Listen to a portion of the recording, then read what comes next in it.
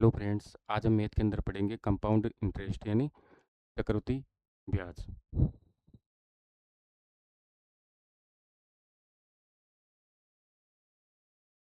Compound interest है ना, यानी कि चक्रवृद्धि ब्याज। अब देखो इसमें क्या है, ब्याज दो टाइप के होते हैं। एक होता है साधारण ब्याज यानी सिंपल इंटरेस्ट, और एक होता है चक्रवृद्धि ब्याज यानी कंपाउंड इंटरेस्ट ना। साधारण ब्याज तो क्या होता है, वो एक तो प्रत्येक वर्ष समान होता है और वो मूलधन पर लगता है ना। जबकि जो कंपाउंड इंटरेस्ट यानी चक्रवृद्धि ब्याज होता है ना, वो ठीक पहले वाले मिश्रधन पर लागू होता है। और दूसरा, सीआई हर वर्ष बढ़ता है और प्रत्येक वर्ष का सीआई पिछले वर्ष से 8% अधिक होता है। क्यों? क्योंकि ये होता है ब्याज पर ब्याज होता है ना। अब इसमें देखिए कि मिश्रधन क्या होता है। मिश्रधन बराबर होता है मूलधन प्लस ब्याज, है ना। यानी अमाउंट होगा ना, मिश्रधन वो क्या होगा, प्रिंसिपल प्लस इंटरेस्ट ना। यानी मिश्रधन बराबर क्या होगा, मूलधन प्लस ब्याज। और इंटरेस्ट यानी ब्याज निकालना हो तो वो क्या होगा, मिश्रधन माइनस मूलधन। और मूलधन चाहिए तो मिश्रधन में से इंटरेस्ट यानी ब्याज माइनस कर दो ना। ठीक है। मिश्रधन का इसमें बात करें, कंपाउंड इंटरेस्ट है जो सीआई बोलते हैं अपना ना, चक्रवृद्धि ब्याज है ना। इसके अंदर मिश्रधन बराबर होता है मूलधन ब्रैकेट 1 प्लस दर बटा 100 का पावर टाइम। यानी कि अमाउंट बराबर principal into 1 plus rate upon 100 की पावर टाइम है ना। यानी इसमें क्या होता है, मिश्रधन बराबर होता है मूलधन मल्टीप्लाई बाई ब्रैकेट में 1 प्लस दर दर बटा 100 की पावर टाइम। की टाइम है ना, कितने कितने वर्ष का है, एक वर्ष का निकालना, 2 वर्ष का निकालना, 3 वर्ष, 4 वर्ष, जो भी है ना। ठीक है। और चक्रवृद्धि ब्याज सीए क्या होता है, ब्याज क्या है, मिश्रधन माइनस मूलधन। अब मिश्रधन बराबर आपने देख ला कि मिश्रधन क्या होता है, मूलधन ब्रैकेट 1 प्लस दर बटा 100 की पावर टाइम। और पी है तो पी दोनों में कॉमन आ जाएगा, तो ये क्या हो जाएगा, यहाँ से ब्याज तो 1 प्लस है ना दर बटा 100 का टाइम तो ये आ जाएगा, और -1 ही आ जाएगा क्योंकि पी कॉमन आ गया ना दोनों में से। ठीक है। तो ये होता है चक्रवृद्धि ब्याज सी, मतलब यहाँ से देखो सी आई निकालना हो, ये क्या है, ब्याज है ना। ब्याज क्या है, मिश्रधन माइनस मूलधन।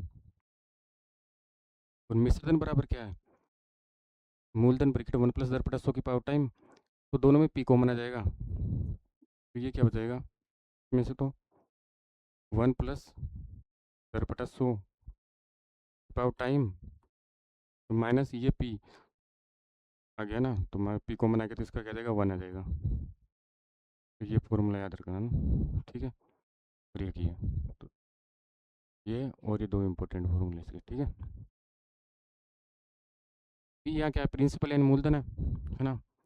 और ए क्या है, अमाउंट यानी मिश्रधन है। और आई ब्याज है। और आर दर है। और टी क्या है, समय। ठीक है। और चक्रवृद्धि ब्याज क्या होता है, ठीक पहले वाले किस पर लगता है, मिश्रधन पर लगता है, ध्यान रखना। साधारण ब्याज होता है वो मूलधन पर लगता है, क्योंकि जो चक्रवर्ती ब्याज है कंपाउंड इंटरेस्ट वो हमेशा मिश्रधन पर लगता है, अमाउंट पर लगता है ना। ध्यान रखना, अमाउंट पर लगेगा। और यही हर वर्ष क्या है, बढ़ता है, ध्यान रखना। यानी अलग अलग होता है हर वर्ष का जो ना कंपाउंड इंटरेस्ट अलग अलग अलग होता है। और पिछले जो प्रत्येक वर्ष का जो सी होता है, वो पिछले जो सी है ना, पिछले वर्ष का उससे 8% अधिक होता है, ध्यान रखना। अब एक एग्जाम्पल के थ्रू अपन समझते हैं कि अगर ये मूलधन है, प्रिंसिपल है वो 4,000 रुपये, ठीक है, दर है वो 5% है, टाइम 2 वर्ष है, तो अमाउंट यानी मिश्रधन पूछ रहे हैं। अब फॉर्मूले से भी निकाल सकते हैं, या अपन डायरेक्ट रेशियो मेथड से। या तो अमाउंट का फॉर्मूला क्या है, मिश्रधन मिश्रधन बराबर मूलधन ब्रैकेट 1 प्लस दर बटा 2 की पावर टाइम। ये तो फॉर्मूला है, फॉर्मूले से निकाल सकते हैं, या डायरेक्ट कैसे निकालेंगे कि आर क्या है, वो है 5%। 5% का मतलब क्या हुआ, 5/100 यानी 1/20। 1/20 का मतलब कि 20 पर 1 इधर से बढ़ रहा है ना। कितने वर्ष का बढ़ रहा है, 2 वर्ष का। इसका मतलब क्या हुआ? 20 का 21 बार, फिर 20 का 21, टोटल 2 बार। अब इसका मतलब क्या हुआ? ये हो गया 400, और इनको करेंगे 21 को 21 से मल्टीप्लाई करेंगे तो ये क्या हुआ? 440 हो गया। तो ये तो क्या है? ये तो है मूलधन यानी पी। और ये क्या होता है? ये अमाउंट होता है, यानी कि मिश्रधन। ठीक है। और इन दोनों का जो डिफरेंस होगा ना, वो क्या होता है? ब्याज होता है, ध्यान रखना। ब्याज यानी इंटरेस्ट आई हो जाएगा, ध्यान रखना ना। ठीक है। तो अब यहाँ अपने को क्या दे रखा है? पी की वैल्यू दे रखा है, यानी और पूछ रखा है ए की वैल्यू, अमाउंट ही तो। अपने को ये जो 4000 है, ये वैल्यू किसकी है? 400 के बराबर है। 4000 है वो किसकी? 400 की वैल्यू है। पूछ रहा अमाउंट, अमाउंट कितना? 441। 441 की वैल्यू चाहिए अपने को ना, बराबर ये से 10 बार गया ना, तो ये आ गया 4410। किसमें? रुपए है ना, रुपए में दे रखा रुपए। तो ये अमाउंट आ गया। ठीक है। तो इस तरीके से अपन क्या करेंगे? रेशियो में इतनी करें। 2 वर्ष का था तो 20 21 दो बार भी नहीं, यानी ये स्क्वायर हो गया एक तरीके से इनका। और 3 होता तो 3 बार हो जाता, 20 21 ना, जैसे यानी ये क्या हो जाता? क्यूब हो जाता। समझ गए? इस तरीके से निकालते हैं। तो इसमें ये मूलधन होता है, ये मिश्रधन होता है, और ये दोनों का डिफरेंस क्या होता है? ब्याज होता है। ये मूलधन की वैल्यू दे रखी थी, और फिर पूछ रहा क्या था? मिश्रधन यानी अमाउंट की वैल्यू पूछ रहा था ना। इस तरीके से अपनी वैल्यू निकालेंगे ना।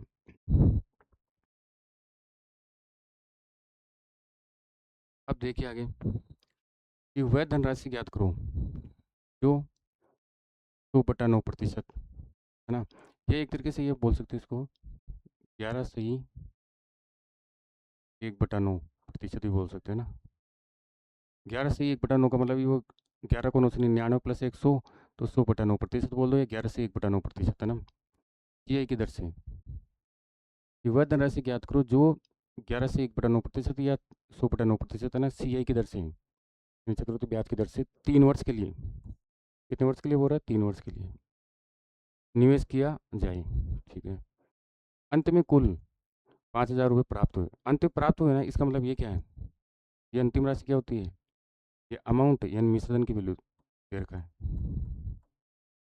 मिश्रधन की वैल्यू दे रखा है, और पूछ रहे वह धनराशि ज्ञात करो, है ना, जो निवेश किया जाए। इसका मतलब पूछ रहा क्या है? यानी प्रिंसिपल है ना, यानी कि मूलधन है ना, मूलधन की वैल्यू पूछ रहा है। ठीक है। अब इसमें क्या है? इसमें वो बोल रहा है कि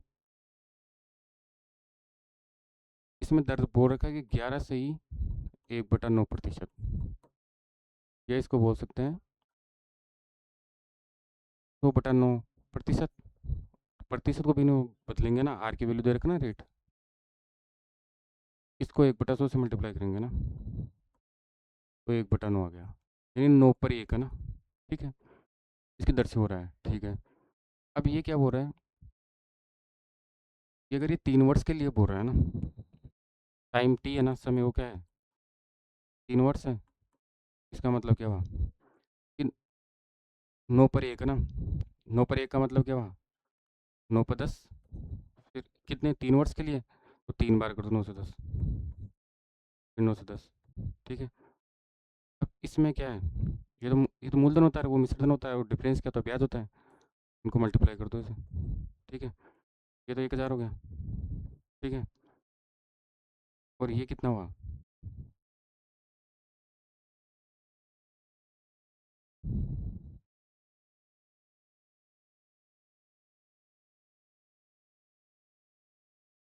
ये 729 हो गया। और डिफरेंस है वो क्या है? ब्याज है। तो अपने को तो क्या पूछ रहे हैं? ये तो क्या है? पी, मूलधन हो गया। और ये 1,000 क्या है? ये अमाउंट मिश्रण होता है, और उन दोनों का डिफरेंस होता है, वो ब्याज होता है। ठीक है। अब अपने को यहाँ वैल्यू किसकी दे रखी है? मिश्रधन की वैल्यू अंत में इतने प्राप्त हुई, यानी मिश्रधन की वैल्यू है। और पूछ रहा है क्या है कि कितने लोगों ने निवेश किया है ना। धनराशि ज्ञात करो ना, जो निवेश कर रहा है, यानी कि पी की वैल्यू पूछ रहा है। तो ये वैल्यू आपको जो 5,000 रुपये दे रखा है, वो 5,000 किसकी वैल्यू है? वो 1,000 की वैल्यू है, मिश्रण की वैल्यू है ना। और पूछ रहा है मूलधन यानी 729 की वैल्यू पूछ रहा है। ठीक है, ठीक है, इसे 5 बार गया।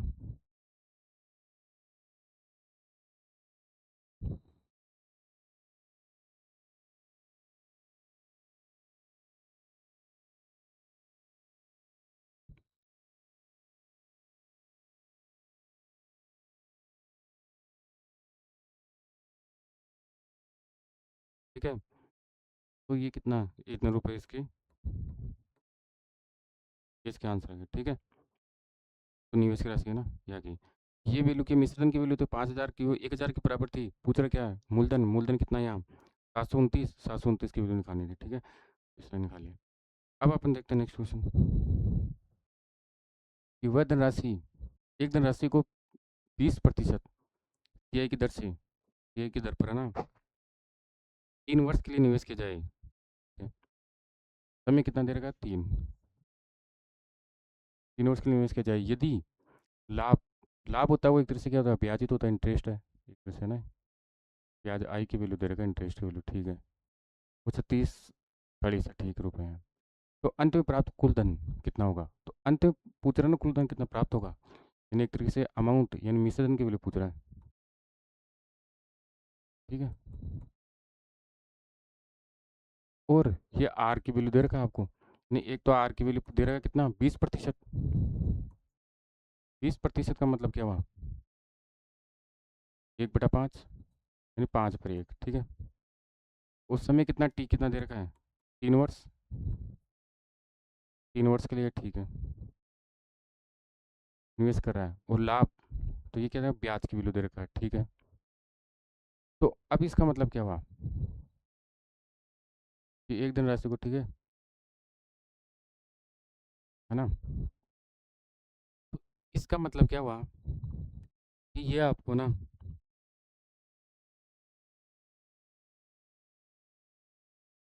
ये आपको ना मूलधन और मिश्रधन है ना, इन दोनों का डिफरेंस ने ब्याज की वैल्यू दे रखा है ना। ठीक है, और पूछ रहा क्या है? अंतिम प्राप्त यानी मिश्रधन पूछ रहा है। ठीक है, तो दिया हुआ है क्या है? लाभ इतना यानी ब्याज दे रखा है। ठीक है, ब्याज है ना, यानी इंटरेस्ट दे रखा है, वो कितना है? 340 रुपये। ठीक है, अब इसका मतलब क्या हुआ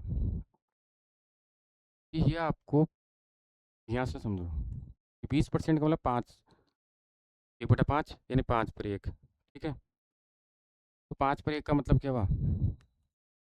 5 से 6 कितने वर्ष के लिए? 3 वर्ष के लिए। 3 बार लिख दो, 5 से 6, फिर 5 से 6। ठीक है, अब ये तो कितना हुआ, इनको मल्टीप्लाई करो, 125 हो गया।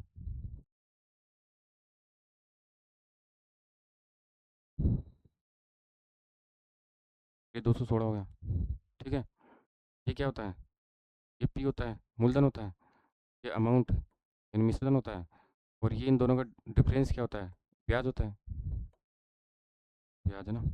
ठीक है, तो ब्याज कितना, डिफरेंस कितना है इसका?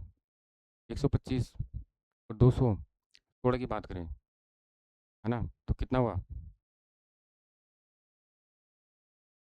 91।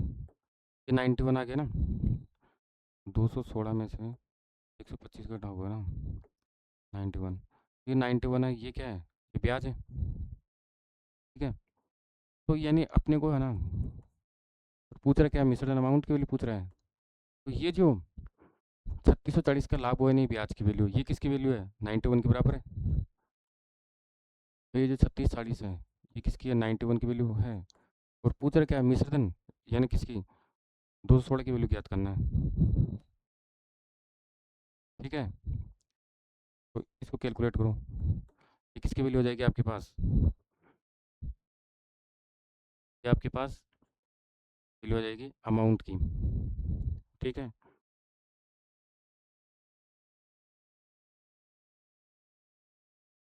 ये वैल्यू आ गई आपके पास 46 रुपये। ये किसकी वैल्यू आ गई? मिश्रण की। तो यहाँ में 3 चीज़ें होती है, एक तो होता है मूलधन होता है, और एक होता है ब्याज इंटरेस्ट, और एक होता है मिश्रधन अमाउंट, है ना। और जो अमाउंट होता है वो क्या होता है, मूलधन प्लस ब्याज के बराबर होता है, ठीक है। ऐसा होता है, ठीक है। या अपन बोल सकते हैं कि ब्याज होता है वो क्या होता है, मिश्रधन माइनस मूलधन होता है। इसमें ये क्या, यहाँ पर क्या कर रखा था, किसी की वैल्यू दे, जैसे यहाँ पर है ना, ये आपको इंटरेस्ट की वैल्यू दे रखा था, है ना, यानी ब्याज की वैल्यू दे रखा था। तो ये 3 वर्ष के लिए ये हो गया मूलधन, ये हो गया मिश्रधन, और इन दोनों का डिफरेंस ब्याज हो गया। ब्याज की वैल्यू दे रखा था, यानी 91 की वैल्यू दे रखा था, डिफरेंस की पूछ रहे क्या, अमाउंट, यानी 216 की वैल्यू पूछ रहा था। इस तरीके से अपन इसको कैलकुलेट कर लिया ना। तो इस तरीके से अपन ना अलग अलग टाइप का क्वेश्चन देखते हैं, ठीक है। इसमें क्या है आगे, ये क्या है, इसके अंदर ये पूछ रहा है कि 5,000 रुपये पर आई को किस दर पर, ठीक, किस दर पर, यानी आर की वैल्यू पूछ रहा है, आर की वैल्यू पूछ रहा है, ठीक है। 2 वर्ष टाइम टी दे रखा है, टी बराबर 2 दे रखा है, 2 वर्ष, ठीक है। इस 5,000 रुपये पर सी आई की किस दर पर, है ना, 2 वर्ष का ब्याज 832 रुपये होगा, है ना।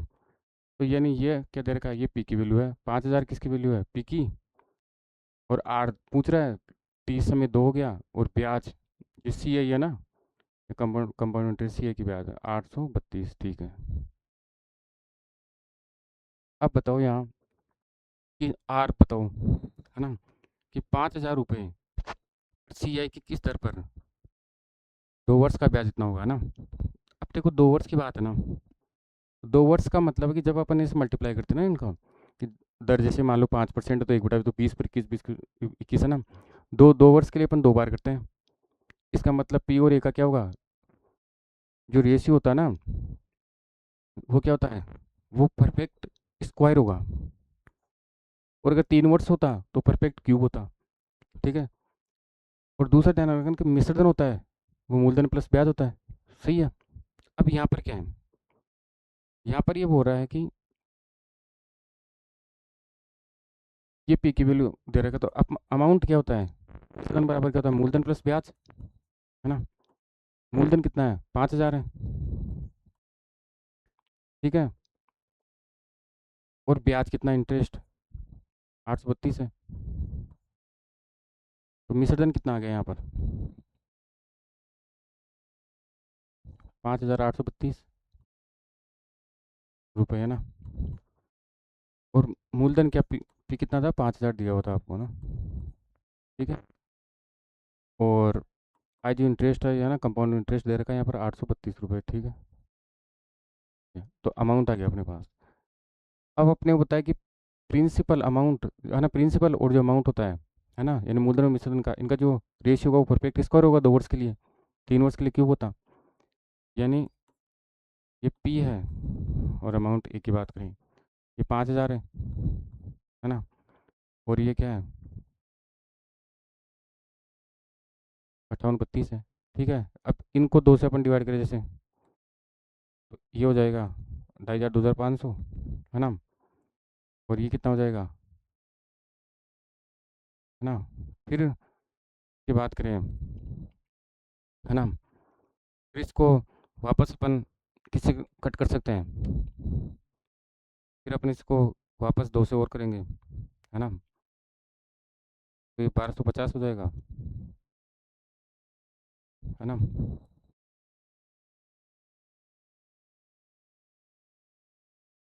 है ना,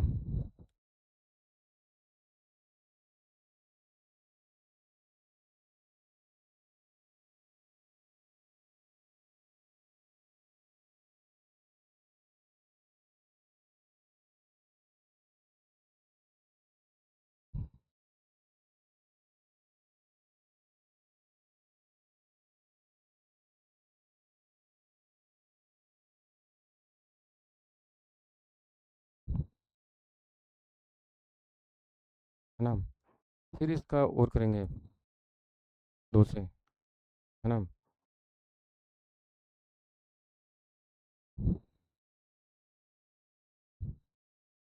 है ना। तो 625 और 729, ये इस रेशियो में आगे एक तरह से, है ना। तो ये इसका मतलब ये क्या हुआ, 625 ये किसका है, 625 की बात करें तो ये किसका स्क्वायर हुआ? 625 है, वो तो स्क्वायर हो गया 25 का,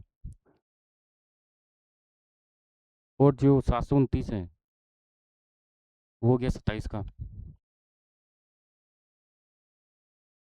यानी ये तो किसका हो गया? ये तो 25 का स्क्वायर हो गया, और ये किसका हो गया? ये 27 का स्क्वायर हो गया। ठीक है, इसका मतलब वो जो वैल्यू थी, है ना, वो क्या था? यानी 25 था, 25 था ना, 25 से क्या हुआ? ये 27 हुआ। इसका मतलब क्या हुआ? दर पूछ रहा है ना यहाँ से, तो यहाँ से इसका मतलब हो गया जो आर थी वो क्या थी? वो दो बड़ी है कितने बार? 25 से। 25 से है ना, अगर दो जाएगी तभी तो 27 हुआ। सही है, इन दो का डिफरेंस कितना हुआ? +2 हुआ नहीं, है ना? तो इसका मतलब है 25 से 2 हो गया 27, तो यानी 2 है वो 25 का कितना परसेंट हुआ, है ना? इसमें दरी तो निकालनी है अपने को, है ना? तो ये आ गया 8%। ठीक है, ये आ गया 8%, है ना? तो इसे तो यहाँ ध्यान रखना कि 2 वर्ष के लिए परफेक्ट स्क्वायर होगा ना, फिर आगे देख लेंगे। ठीक है, फिर देखो 3600 रुपये 5% सीआई की दर से कितने वर्ष, यहाँ पूछ रहा है क्या है? टाइम पूछ रहा है, टी टाइम पूछ रहा है आपको, ना, कितने वर्ष के लिए निवेश किया जाए ताकि 369 रुपये का लाभ हो। यानी एक तो क्या देगा, पी दे रखा है कितने, 3600 रुपये। ठीक है, और इंटरेस्ट आई कितना दे रखा है? 369। ठीक है, तो अमाउंट कितना हो जाएगा? दोनों को ऐड कर दो।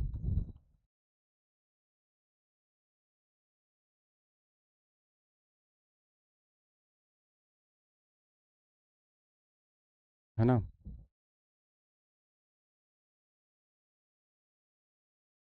ठीक है, क्योंकि अमाउंट क्या होता है? प्रिंसिपल प्लस इंटरेस्ट होता है। ठीक है, और क्या दे रखा है? 8 दे रखा है, 5%, है ना? 5% में से 1/20 होता है जाएगा। ठीक है, और समय टी है ना, समय पूछ रहा है कि कितने वर्ष। ठीक है, ताकि इतना हो जाए। सही है, अब यहाँ बात की जाए तो कितने वर्ष के लिए बोल रहा है ना, तो यहाँ ये देखना पड़ेगा कि जो प्रिंसिपल है ना, और अमाउंट है, यानी 36 हो गया प्रिंसिपल तो, और अमाउंट कितना हो गया? 3969। इनका अपन ये देखेंगे कि इनके रेशियो में ये दोनों है ना, ये परफेक्ट स्क्वायर है या क्यूब है। अगर स्क्वायर है तो क्या हो जाएगा? 2 वर्ष का हो जाएगा, और क्यूब है तो क्या हो जाएगा? 3 वर्ष का हो जाएगा ना, ये ध्यान रखना। तो इसे 3 से काटो, ये 1200 हो गया। ठीक है ना? और ये हो गया। ठीक है, फिर 3 से करो।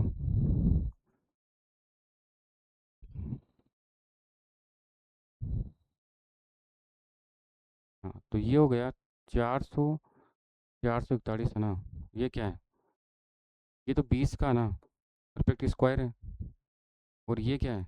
21 का परफेक्ट स्क्वायर है।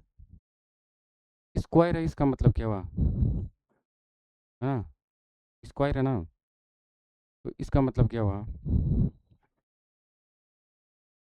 यहाँ देखे थे ना, परफेक्ट स्क्वायर का मतलब क्या हुआ? 2 वर्ष से क्यूब होता तो इसका मतलब क्या हुआ? 3 वर्ष था, है ना? स्क्वायर का मतलब क्या हुआ? टाइम क्या हुआ? 2 वर्ष हुआ देना। क्यूब होता तो क्या होता? 3 वर्ष होता था। तो यहाँ अपने को क्या पूछ रहा था? कितने वर्ष के लिए, तो टी समय क्या हुआ? 2 वर्ष आ गया। टीआई ब्याज अर्धवार्षिक हो, यानी हाफ ईयरली हो, तो इसमें क्या होता है कि दर है ना, दर को अपन आधी कर देंगे, उस समय को दुगना कर देंगे ना, ऐसा होता है। अब दो तरीके से अपन ये देखे तो, वैसे तो एक बेसिक समझिए आप कि यदि आर है वो है 10%, तो प्रभावी आर ज्ञात करो ना। ठीक है, इफेक्टिव जो रेट है, तो अर्धवार्षिक तब जब है ना, जब चाहिए। तो इसमें क्या होता है, साधारण ब्याज में तो समान होता है, इसका प्रमाणिक चक्रवृद्धि ब्याज होता है ना, कंपाउंड इंटरेस्ट, उसमें क्या होता है, इसको हाफ ईयरली के लिए दर को आधी कर दो, यानी आर है ना, वो क्या कर दो, हाफ कर दो, R/2 कर दो, है ना, नहीं आर के लिए। तो 10/2 यानी 5% हो जाएगी, ठीक है, 10% का है 5% हो जाए, ठीक है। और टाइम है ना, जैसे एक वर्ष के लिए जनरल पूछ रहा था, इसको टाइम क्या कर दो, उसको दुगना कर दो, 1 × 2 यानी 2 वर्ष हो जाएगा। अब इसे कैसे निकालते हैं, देखिए इसमें ऐसे निकालेंगे, मान लीजिए पी है वो 100% है, ठीक है, मूलधन शुरुआत का 100% होता है। तो अब इसमें क्या होगा कि दर है ना, पहले वर्ष है ना 100% का क्या होगा, 5% होगा, तो वो 5% होगी, ठीक है। दूसरी बार क्या होगा, दूसरी बार ये 100% का ना, दूसरे वर्ष 5 वर्ष तो होगा ही, है ना, 5% होगा ही, साथ में है ना ये जो 5 है, ये फर्स्ट वर्ष, फर्स्ट है और ये सेकंड है, ठीक है ना। दूसरे वर्ष है ना, इस 5 का भी 5% होगा, यानी 0.25 हो जाएगा। तो इसका मतलब प्रभावी आर क्या हुई, प्रभावी जो है ना दर है ना, वो क्या हो गई, वो 5 + 5 10, और 10 से 10.25 हो गई, 10.25% हो गई प्रभावी आर, ये होती है ध्यान रखना, सही है। तो इसका मतलब अपने इसको डायरेक्ट की भी समझे, तो ये होता है कि जो दर है, जो 10% थी ना, इसका 10 का क्या हुआ, 10.25, यानी जो दर है वो 10 है ना, जैसे तो उसके आगे जो पॉइंट है ना, वो क्या होगा, वो इसका हाफ करके स्क्वायर कर दो, यानी इसका हाफ कितना हो जाएगा, 10 का 5, 5 का स्क्वायर कितना 25, तो 10.25, डायरेक्ट ना 2 वर्ष कैसे निकालना हो ना, या वैसे भी निकाल सकते हैं कि आर कितनी थी, 10%, ठीक है। तो आर को तो वही बात है, तो आर तो कितनी हो जाएगी यहाँ पर, 10/2 यानी 5% हो जाएगी, और टाइम क्या आधी हो जाएगी दर, तो वो टाइम क्या हो जाएगा, 2 वर्ष हो जाएगा। तो इसके लिए भी अपन निकालते हैं, 5% का मतलब क्या होता है, 1/20, यानी वही 20 का 21, 20 का 21 दो बार करते हैं ना, तो ये हो जाता है 400, और ये हो जाता है 441, और इनका डिफरेंस कितना है, 41, 41% निकालना है, प्रभावी आ रहा है ना, प्रभावी आ रहा है ना, यहाँ से दिख लेंगे दर है ना, तो ये 41 हुआ, 41 कितने पर, 400 पर, और मल्टीप्लाई बाई 100, ठीक है। तो यहाँ से क्या आ जाती है, ये 4 बार गया,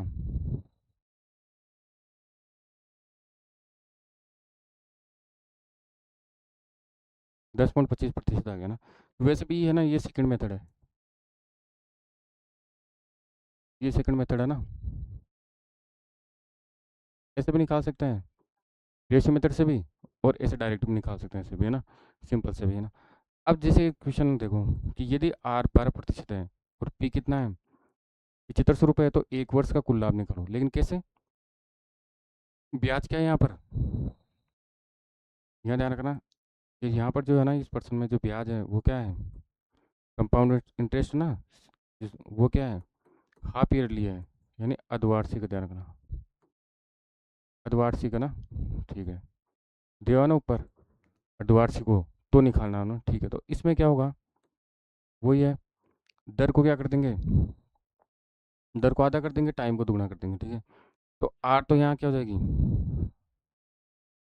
आर तो यहाँ पर R/2 है ना, ठीक है, RDS नया नाम तो कुछ भी दे दो ना, वो तो क्या हो जाएगी, 12/2 यानी 6% हो जाएगी, और टाइम टी है ना, वो 1 वर्ष की जगह क्या होगा, 2 वर्ष हो जाएगा, ठीक है। और पी क्या है, 7500 रुपये, ठीक है।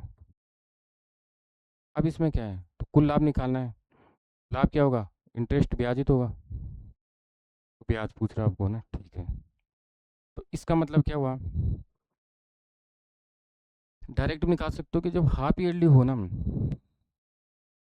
तो वो वैसे भी निकाल सकते हो दोनों तरीके से, डायरेक्ट भी निकाल सकते हो कि 6 है, 6 का आधा कितना है, 3, है ना, जैसे 12 है, 12 है ना, 12 का आधा कितना है, 6, 6 का 36, वैसे भी प्रभावी आ रहा है ना, अपन डायरेक्ट निकाल सकते हैं कि 12.36 हो जाएगी वैसे भी। है ना। तो ये लाभ हुआ ना, वैसे है ना, प्रभावी आर निकालने के तरीके से भी अपन निकाल सकते हैं। तो यहाँ प्रभावी है ना आर होगी, वो क्या हो जाएगी 12.36 हो जाएगी, ठीक है। तो 12.36 डायरेक्ट निकालो पिक्चर का ना, इसमें निकाल सकते हैं जो लाभ होगा इतना ही तो होगा, या फिर डायरेक्ट ऐसे निकालना चाहिए। ये ये 6% है, 6% का मतलब क्या हुआ 6/100 यानी 3/50 यानी 50/3 है, ठीक है। 2 वर्ष के लिए तो 50/3 यानी 50 का 53 हुआ, फिर 50 का 53 हुआ, ठीक है।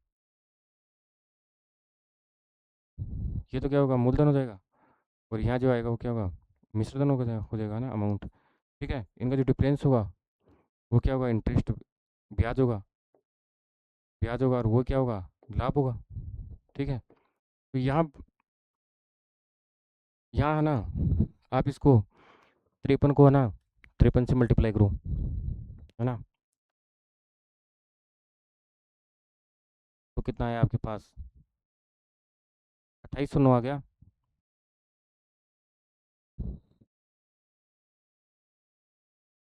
2809 डिफरेंस कितना है फिर, डिफरेंस आ गया 309, इन दोनों का डिफरेंस। तो यहाँ से आपके पास क्या वैल्यू आई, आपको लाभ निकालना है ना, लाभ यानी वो ब्याज ही तो होगा, यानी इंटरेस्ट निकालना है, यानी इन दोनों का डिफरेंस निकालना है आपको, ठीक है।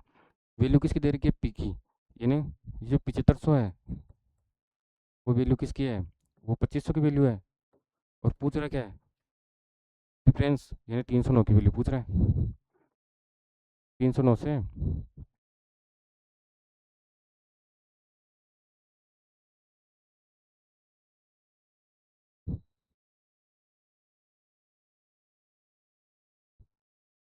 ठीक है।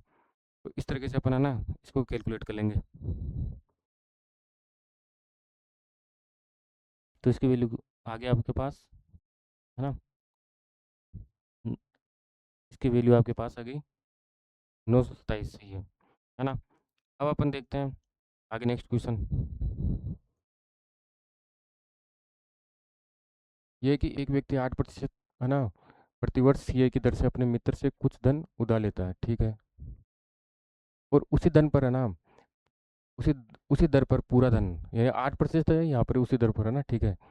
पूरा धन हुआ है ना अन्य मित्र को उधार देता है, पर ब्याज का ये संयोजन है ना वो क्या है अर्धवार्षिक है, हाफ ईयरली, ये इंपॉर्टेंट है ना, हाफ ईयरली अर्धवार्षिक है, तो वो ये दर आधी हो जाएगी उसमें दोगुना हो जाएगा वैसे ही, ठीक है। यदि एक वर्ष के अंत में कुल 1400 रुपये का लाभ है तो आरंभिक राशि यानी मूलधन पी की वैल्यू पूछ रहा है। अब इसमें देखो ये है आर है ना वो 8% है, लेकिन जब हाफ ईयरली हो अर्धवार्षिक ब्याज हो ना, ब्याज पर हो ना, तो क्या होगा जो प्रभावी आर होगी वो क्या हो जाएगी 8 है, तो ये 8 तो रह गई, पॉइंट लगा के इसका हाफ का स्क्वायर कर दो, यानी 4 का स्क्वायर कितना 16, तो 8.16% हो जाएगी, ठीक है। यानी पहले है ना वो क्या कर रहा है 8% के दर में ले रहा है, और फिर उसको है ना 8% को 8.16% की दर से दूसरे को दे रहा है, यानी इन इसको जो लाभ हुआ वो क्या हुआ वो 0.16% का तो लाभ हुआ, सही है। 0.16 का तो लाभ हुआ, ठीक है। यही तो लाभ हुआ एक तरीके से इसको ना, कि- क्योंकि 8 में ले रहा है और 8.16 में कर रहा है, क्यों, क्योंकि जो है ना ये जो ब्याज है उसका संयोजन क्या है हाफ ईयरली है, इसलिए, ठीक है। तो ये इसमें इसका ये आ गया डिफरेंस, ठीक है। अब क्या बोल रहे हैं कि यदि वर्ष के अंत में कुल है ना 6400 रुपये का लाभ है, यानी कि तो आरंभिक राशि ज्ञात करें पी की वैल्यू पूछ रहा है, ठीक है। यानी ये जो 6400 है ना ये किसकी वैल्यू है, ये है 0.16 की वैल्यू, और पूछ रहा है क्या आरंभिक, और आरंभ में जो पी है ना पी को क्या मान लेते हैं 100% मान लेते हैं, ठीक है। तो 100% की वैल्यू पूछ रहा है, ठीक है।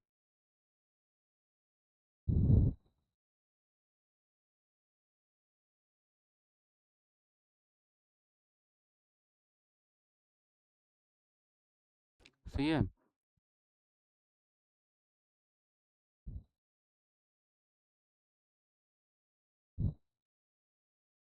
तो यहाँ से इसकी वैल्यू अपन है ना ये ज्ञात करेंगे ना। ठीक है, तो ये वैल्यू आ गई इसकी है ना।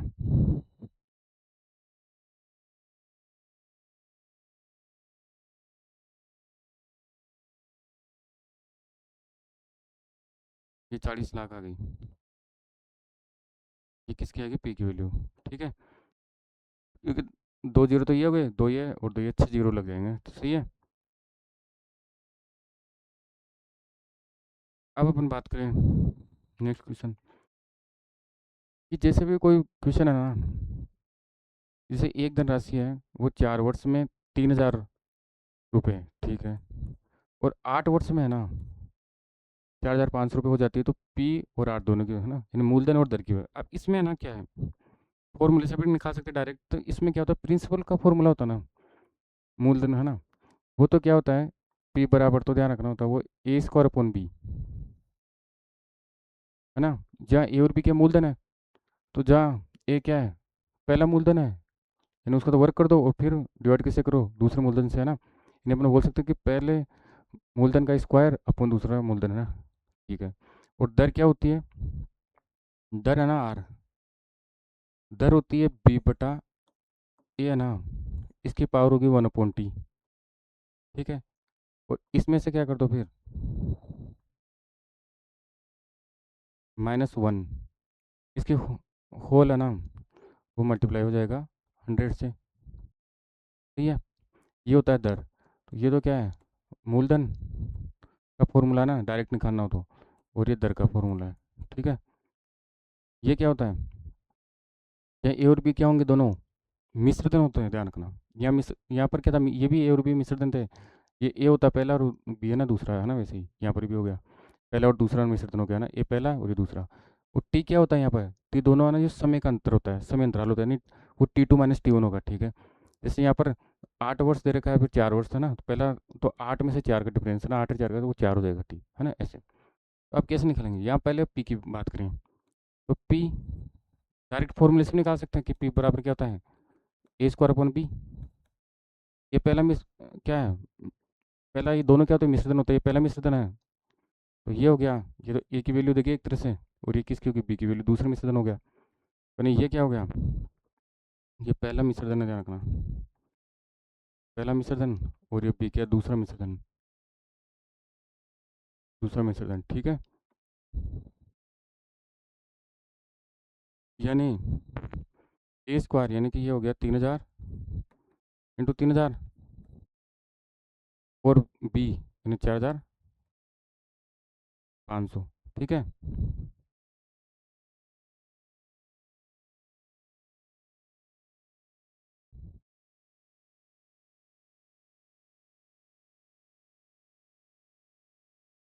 9 इंटू, है ना, ये हो गया।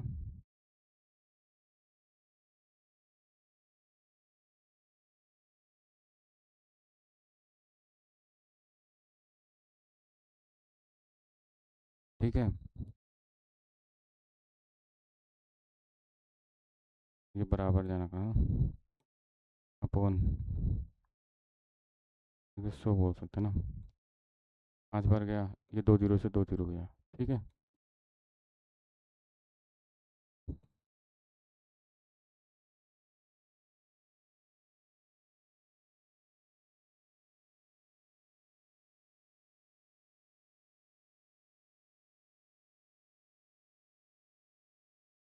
ये कितना होगा,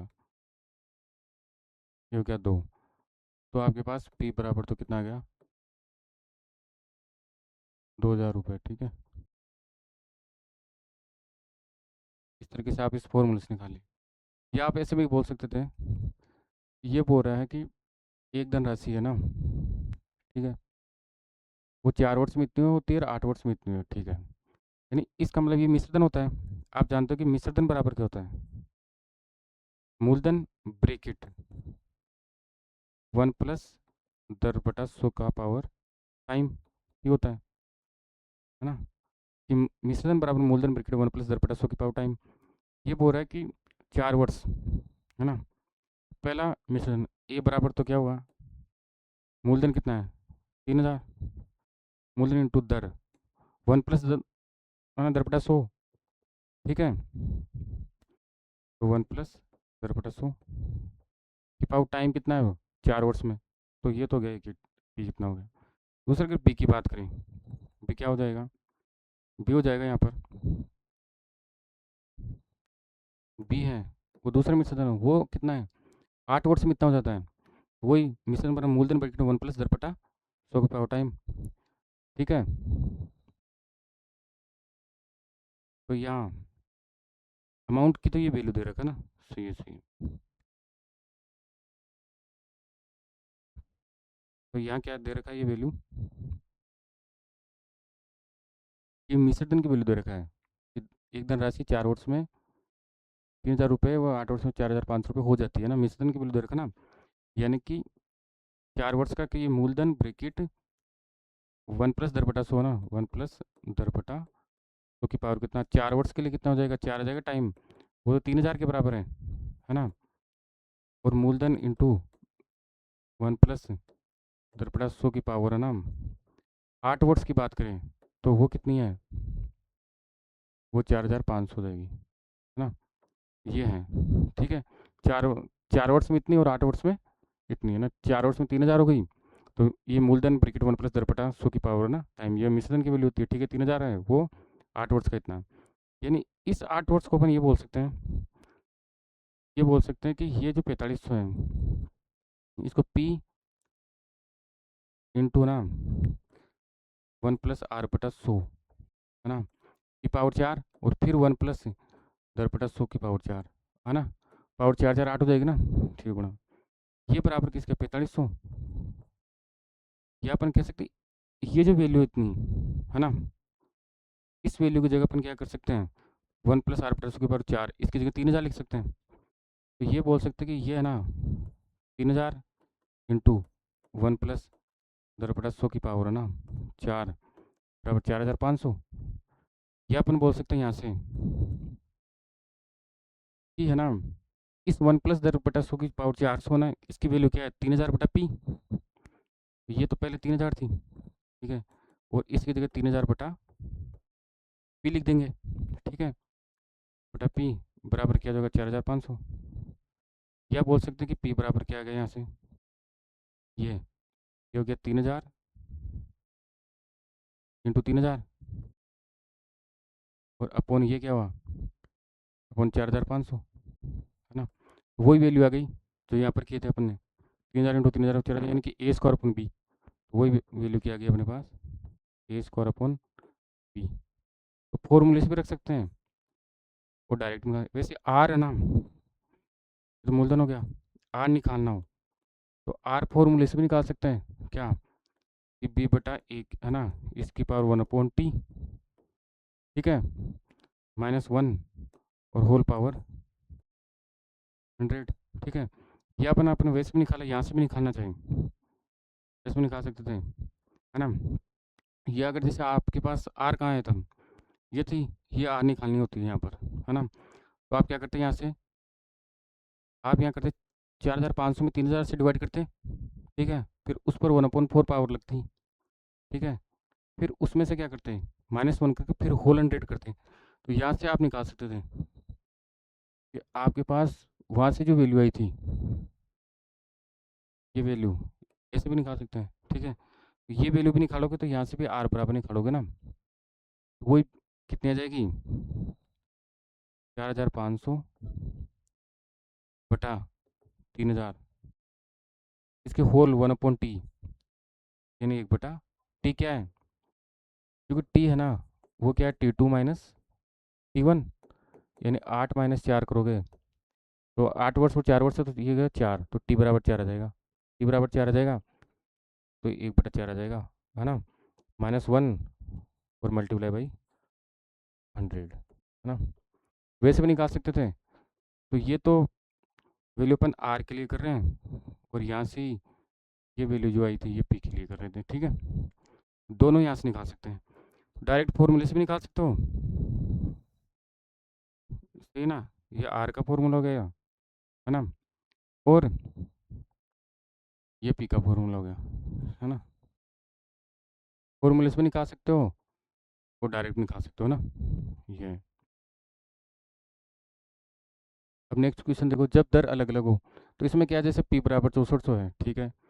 ये 2 वर्ष में 2 वर्ष दे रहेगा, पहले दर है ना 5%। का मतलब क्या हुआ, 5% का तो मतलब होगा, यानी आर वन अगर 5% है, ठीक है, यानी पहले वर्ष का, ठीक है। तो वो 5% का तो मतलब हो गया 1/20, यानी 20/1 है, ठीक है। तो यहाँ तो अपन बोल सकते हैं कि 20/1 का मतलब क्या, 20 का 21। वो दूसरे वर्ष दर क्या 10% है, दूसरी है ना R2 बोल सकते हैं, है ना, वो दूसरे वर्ष क्या 10% है। तो तब क्या हो जाए, 10% का मतलब 1/10, यानी 10/1, 10/1 का मतलब 10/1 मतलब 11, ठीक है। तो इसका मतलब क्या हुआ, ये हो गया 200, और ये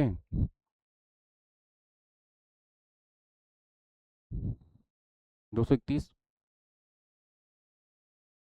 और इन दोनों का जो डिफरेंस 31, वो दोनों का डिफरेंस हो गया, ठीक है। तो ये तो मूलधन होता है, ये क्या होता है, मिश्रधन होता है, और ये आई इंटरेस्ट ब्याज होता है, ठीक है। ये बोल रहा है कि इसमें ना ब्याज पूछ रहा है ना, ब्याज, ठीक है, यानी इंटरेस्ट आई की वैल्यू निकालना है, ठीक है। आपको ये है ना 6400 है, ये वैल्यू किसकी दी हुई है, ये मूलधन यानी 200 की वैल्यू दे रखी है, पूछ रहे क्या है, ब्याज, दोनों का डिफरेंस 31 की वैल्यू पूछ रहा है, ठीक है। तो ये क्या हो जाएगा,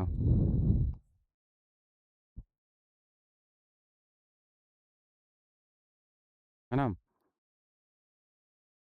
तो इसको 32 को आप क्या करो, 31 से मल्टीप्लाई करो,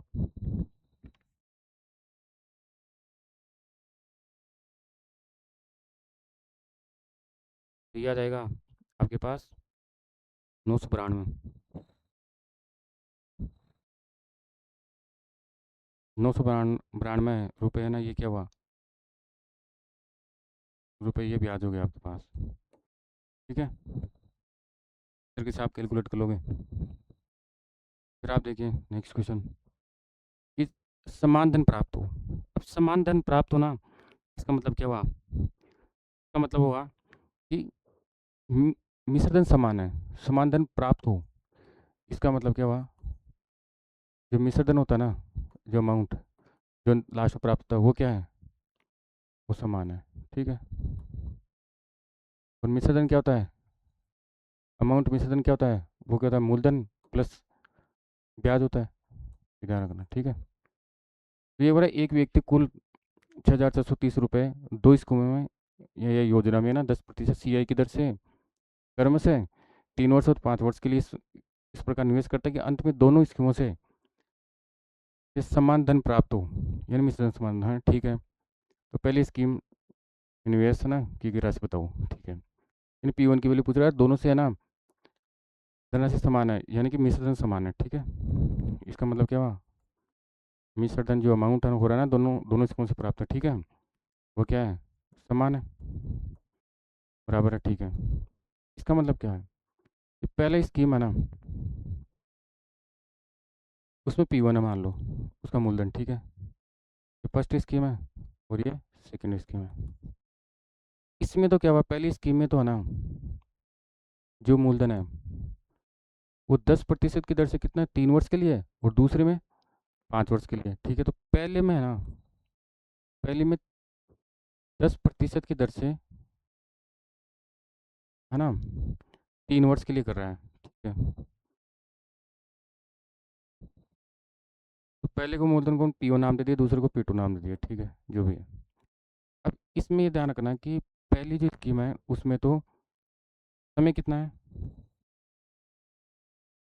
2 वर्ष, है ना, 2 वर्ष के लिए। पहले में तो कितना है, 3 वर्ष के लिए, 3 वर्ष के लिए समय 3 वर्ष, है ना, समय 3 वर्ष है, और दूसरे में जो समय है वो क्या है, 5 वर्ष है, ठीक है। और जो दर है वो कितनी है, आर, वो 10% है, और दूसरे में भी दर तो कितनी है, 10% है, 10% की दर से, है ना। अब ये है ना, 10% के दर से है ना, एक 3 वर्ष के लिए कर रहा है, एक 5 वर्ष के लिए कर रहा है ना? इसका मतलब क्या हुआ? अब हम जानते हैं कि दोनों मिश्रित समान है, ठीक है? तो मिश्रित का फॉर्मूला क्या है? अमाउंट बराबर क्या होता है? मिश्रित बराबर मूलधन ब्रैकेट 1 प्लस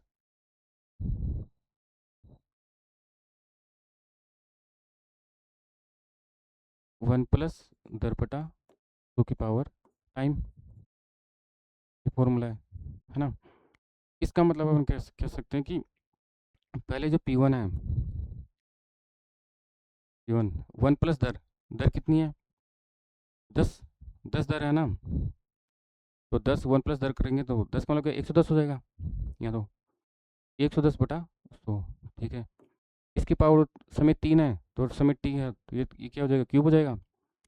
वो बराबर क्या है? जो P2 है ना, मिश्रण बराबर क्या होता है? ध्यान रखना बस, मूल 1 प्लस दर बटा 100 की पावर टाइम बताना, बस इस फॉर्मूले में रखना है।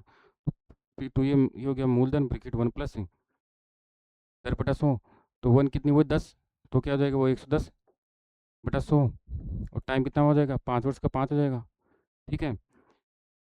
तो यानी एक तरह से ये 3 और 5 है ना, तो इसको डिवाइड करेंगे, ये तो ये P1 बटा P2 की बात करेंगे, ठीक है? तो ये करेंगे तो ये क्या हो जाएगा?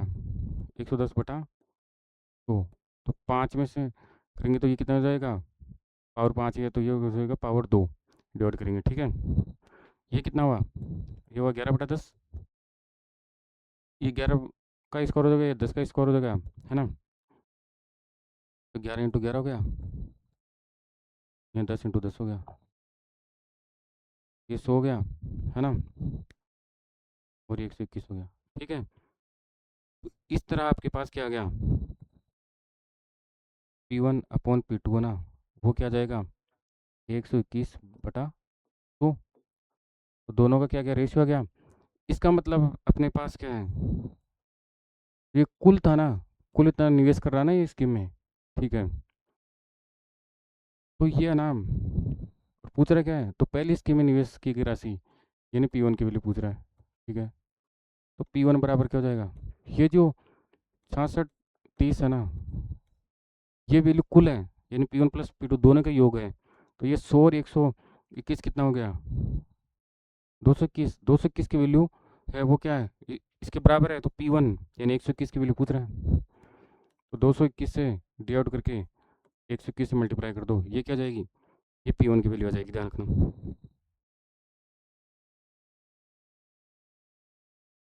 है ना?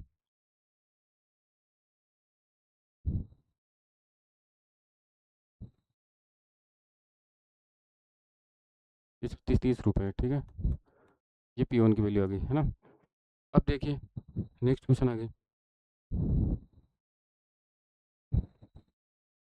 ये बोल रहा है कि धनराशि होती है ना उस समय, और जो है ना, इसमें क्या होगा कि समय कितना गुना हो रहा है ना, तो इसमें क्या होगा कि समय जितना गुना, जैसे ये 4 वर्ष में 3 गुना, तो 8 वर्ष में कितना, तो जितना ना ये समय गुना होगा ना, तो वो जो है ना गुना कितना हुआ, तो समय जितना गुना हुआ, जितना गुना होगा ना,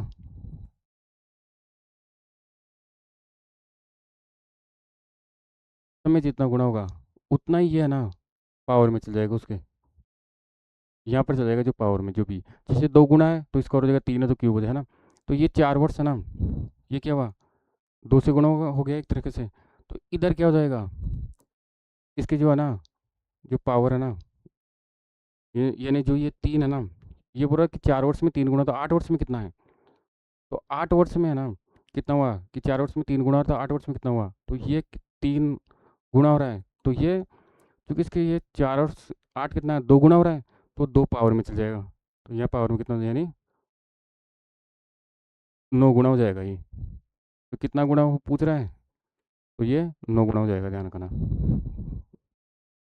कि 4 वर्ष में कोई भी धनराशि अगर 3 गुना हो रही है तो 8 वर्ष में कितना हो जाएगी? तो वो 3 का स्कोर हो जाएगा ना, ठीक है? यानी 9 गुना हो जाएगी, ठीक है? ये आ गया आंसर इसका, तो 9 गुना हो गया, ध्यान रखना।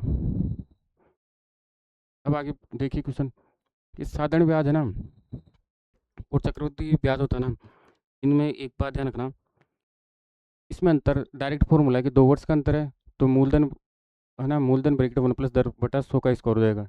ध्यान रखना ये दो वर्ड्स का है। और अगर 3 वर्ड्स का अंतर पूछ रहा है ना, तो मूलधन ब्रैकेट 1+ ये मूलधन ब्रैकेट 10/100 का स्क्वायर तो रहेगा ही, साथ में 300+r/100 हो जाएगा। ध्यान रखना। और दो वर्ड्स का रेशियो पूछे तो ये CI मतलब चक्रवृद्धि ब्याज, कंपाउंड इंटरेस्ट और ये अपन सिंपल इंटरेस्ट ना, चक्रवृद्धि ब्याज और साधारण ब्याज का ना रेशियो है ना, वो क्या 200+r/200 जाएगा ना। तो इन दोनों का अंतर भी देखेंगे अपन, और साथ में रेशियो है ना, डायरेक्ट फॉर्मूले से निकाल सकते हैं ना, और बेसिक्स कंसेप्ट से मान के 28,000 रुपये की राशि 3 वर्ष में 15% प्रतिवर्ष की दर से चक्रवृद्धि ब्याज और साधारण ब्याज का अंतर बताओ।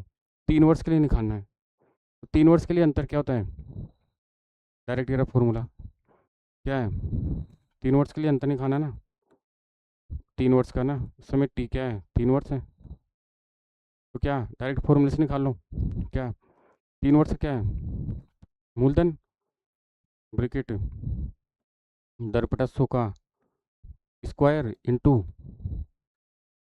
300+r/100 बस रखो। तो यहाँ क्या है, पी क्या है, ये तो पी तो ये हो गया कितना, 28,000, ठीक है। और दर कितना है, 15%, 15/100 का क्या हुआ, स्क्वायर हो गया इंटू 300+r, 300+15 और बटा कितना 100।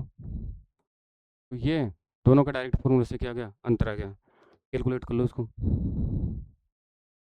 है ना। तो यह आ गया आपके पास 1984.50।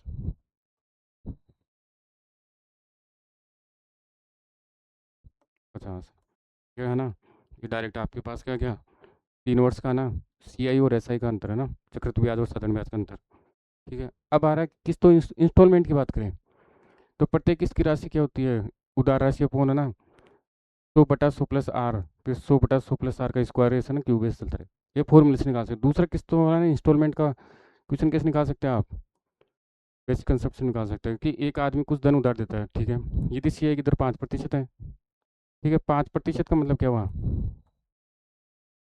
1/20 हो गया ना, ठीक है। तो 3 किस्तों में, किस्तें कितनी है, 3 है, ध्यान रखना, 3 किस्तें क्रमशः है 25-20 रुपये है ना, 26-46 रुपये और 18,522 रुपये हो, तो लोन उधार राशि की बात करें ना, मूलधन की बात करें, ठीक है। इसमें क्या है, पहले क्या था, शुरुआत में ना तो 5% है आर दर, तो 1/20 हो गया। अब इसका मतलब हुआ, पहले की बात करें फर्स्ट, तो फर्स्ट में क्या हुआ, 20 का 21 हुआ, ये 20 पर एक और है ना, तो 20 का 21 हुआ, ठीक है, ये तो फर्स्ट हुआ। सेकंड वाले में क्या हो जाएगा, सेकंड में 20 का 21 दो बार हो जाएगा ना,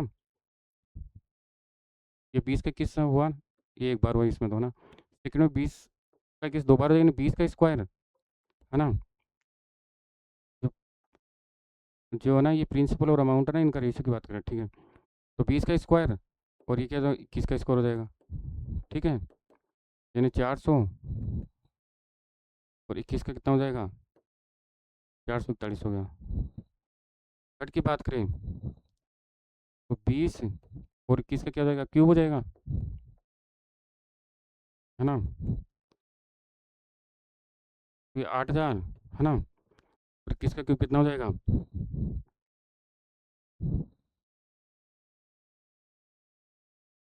ब्रांड में 61 हो जाएगा, है ना,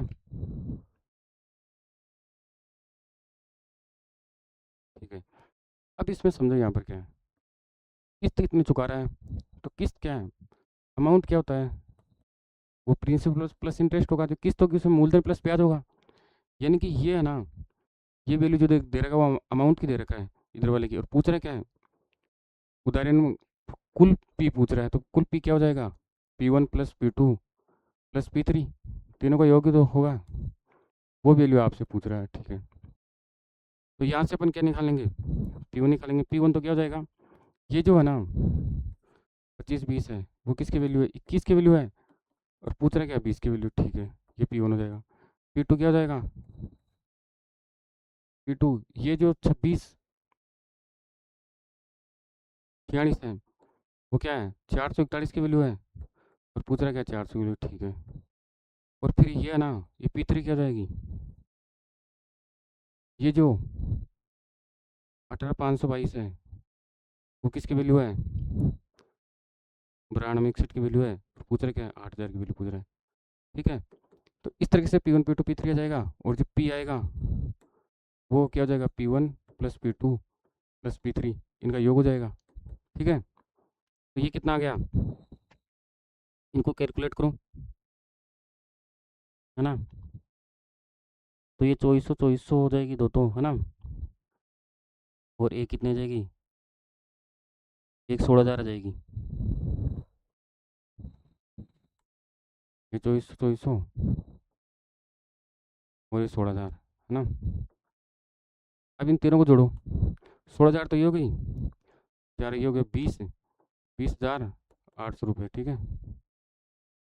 ये कुल क्या हो गया कुल उधार राशि आ गई ठीक है। लोन की राशि उधार है ना पी ठीक है। अब पूछ रहा है कि यदि सी ए की दर 8% ना 50/3% हो ना तो वह लोन उधार राशि ज्ञात करो जो 13,720 रुपये की तीन समान किस्त है ध्यान रखना समान वार्षिक किस्त की बात करा ना। इंस्टॉलमेंट क्या है इक्विलेंट है ध्यान रखना। अब इसमें क्या है इसमें कुछ भी नहीं है इसमें ये है कि 50 की बात करा ना ये 50/3% तो 50/3 का मतलब क्या हुआ 50/3 को यहाँ से 1/100 से मल्टीप्लाई करो ठीक है यानी 1/6% हो गया ठीक है 1/6 होगी इसकी वैल्यू है ना 1/6 के बराबर आ गई ठीक है।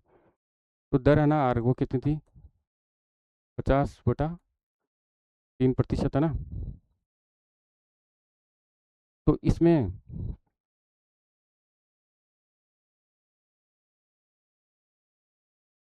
इसमें आपके पास आ जाएगा ये 50/3 भी है ना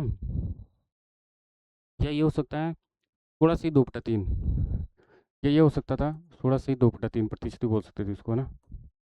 ये 16 43 और 250 50/3 हो जाता है ठीक है। तो इनको कैसे करें 50/3 है ठीक है। अब इसको 1/100 से करेंगे तो 1/6 आ जाएगी ठीक है। आर क्या आ गई इसकी 1/6 ठीक है। यानी ये हर 6 पर एक हो रहा है यानी 6 का 7 हो रहा है। अब कितने तीन समान वार्षिक किस्तें हैं यानी पहले में 6 से 7 हुआ इधर क्या होता है ये प्रिंसिपल होता है ध्यान रखना और ये अमाउंट होता है ना। यानी कि वो क्या होता है अमाउंट क्या होता है और अमाउंट होता है वो क्या होता है अमाउंट होता है वो प्रिंसिपल प्लस ब्याज होता है ठीक है। यानी ये 6 का 7 हुआ ठीक है। दूसरे में 6 का स्कोर हो जाएगा है ना यानी 6 × 6 हो गया और इधर 7 × 7 हो गया ठीक है। ठीक है ये फर्स्ट हो गई ये सेकेंड और ये थर्ड। थर्ड में क्या 3 बार हो जाएगा 6 × 6 × 6 3 बार और इधर भी 7 × 7 × 7 3 बार। अब चूंकि समान किस्त है समान किस्त क्या है किस्तें है ना वो तीन क्या है समान किस्तें तीनों। इसलिए क्या करना किस्त की राशि ये है ये समान है तो इनको समान क्या करेंगे।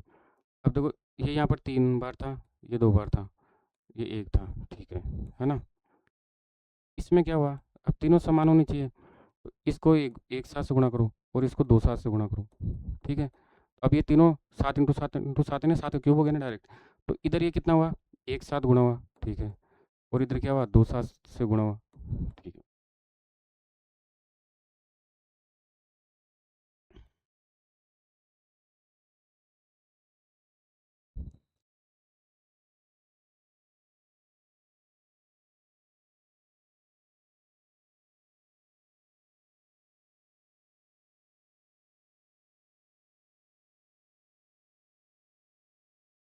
तो ये आ गए 343 ये भी 343 और ये भी 343 यानी तीनों किस्तें ना ये क्या है समान है तीनों किस्तें क्या है किस्तें समान है 343 है ठीक है।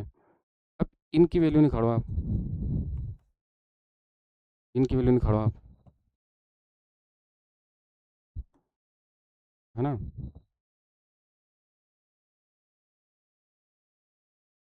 ये जो फर्स्ट सेकंड और ये थर्ड है ना ये कितना हुआ, है ना। तो इसको गुणा करो, तो ये कितना आ जाएगा, 294, 252, 216, 294, 252 और 216, सही है ना। 294, 252, 200, इनका योग कितना हो जाएगा, 762,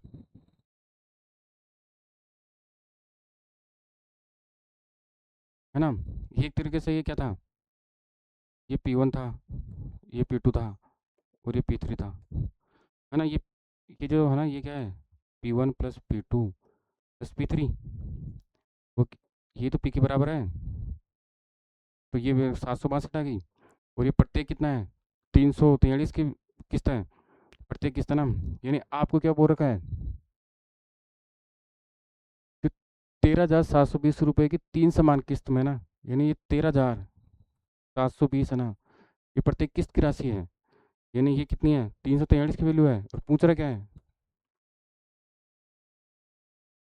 वह लोन यानी उधार राशि ज्ञात करो, है ना। यानी कि P की वैल्यू पूछ रहा है आपको, ठीक है। तो P की वैल्यू कितनी है, 762, जो P है ना, जो उधार राशि, वो उधार राशि पूछ रहा है आपको। तो इसको कैलकुलेट करो आप, इसको आप कैलकुलेट करोगे, ठीक है, तो ये 30,480 रुपये आ जाएंगे, ठीक है। तो ये आपके पास, ये है ना, ये इसकी राशि आ गई, ठीक है।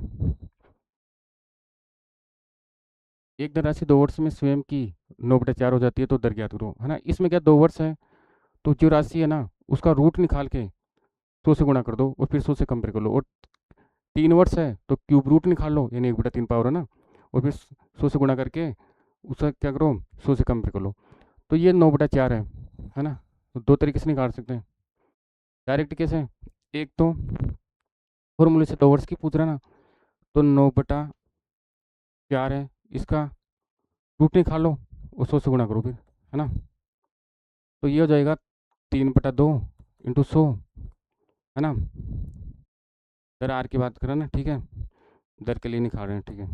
तो फिर क्या हो जाएगा, ये आ गया 150%।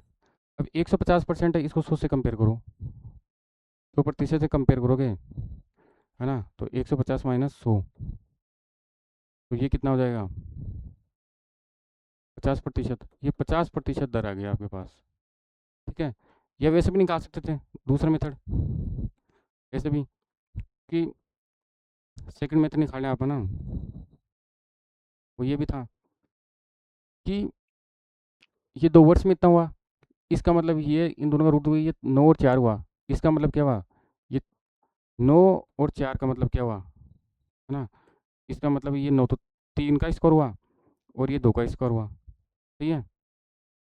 इसका मतलब क्या हुआ कि ये वैल्यू ऐसी थी कि 2 से 3, 2 से 3 2 बार हुआ, तभी तो ये 4 और 9 आया ना, ठीक है।